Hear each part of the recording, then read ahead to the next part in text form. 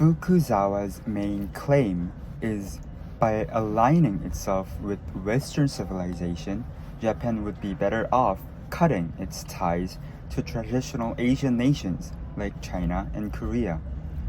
His argument is grounded in two main reasons. First, the futility of resisting the spread of Western civilization, and two, the stagnation of Korea and China. The first line of reasoning that Fukuzawa presents is the inevitability of Western influence. For Fukuzawa, the winds of Western civilization has already begun to blow eastward, and it is pointless for Japan or any Eastern nation to try to resist it. It is plausible for Orient to embrace and align with Western civilization, and by joining it, we can obtain the benefits and progress it offers. He believes that by allowing new Western civilization to reform old conventions, Japan forged a new path for advancement throughout Asia. The second line of reasoning focuses on Fukuzawa's critique of Korea and China, which he saw as unwilling or unable to modernize.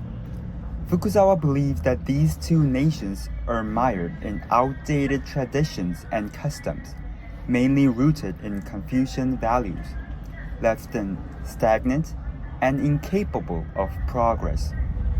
Further, he expresses concern that Westerners might judge Japan based on its geographical proximity to these two countries, assuming that Japan shares the same outdated customs and political systems.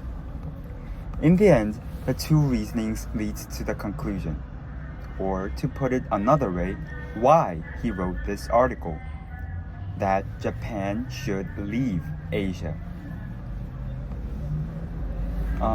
What are the implications or consequences of his argument? This article indicates a broader anxiety in Japan during Meiji period about how it was perceived by Western powers.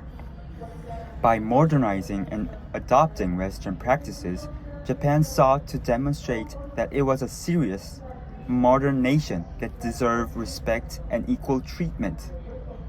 Fukuzawa thought Japan's best chance for survival and success in the modern world is to be seen as part of the Western civilized world, rather than as part of the backward East.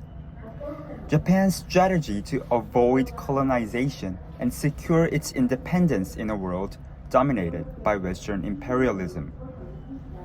Also, his argument implies civilizational hierarchy in two ways. One is Western superiority, and the other is Japanese superiority over Korea and Japan.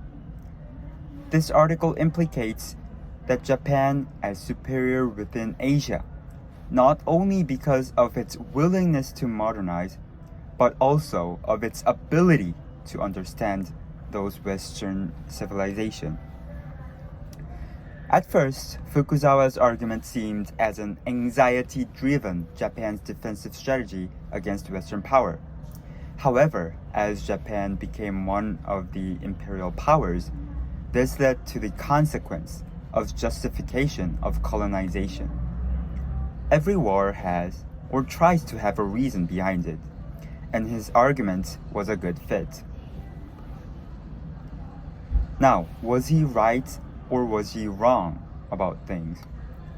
Ultimately, Fukuzawa was right about the movement of civilization being an unstoppable force. The movement, now called globalization, is widely accepted to be relentless forces to scholars such as Giddens, Held, Appadry, and more. Also, his negative view on authoritarian government provides important basis of civic nationalism.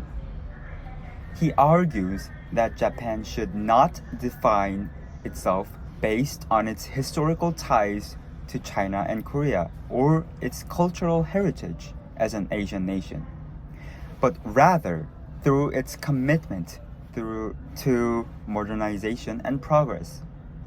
This embodies the central notion of civic nationalism, according to which the nation is not defined by ethnic or cultural homogeneity, but rather by a shared commitment to political values and ideals.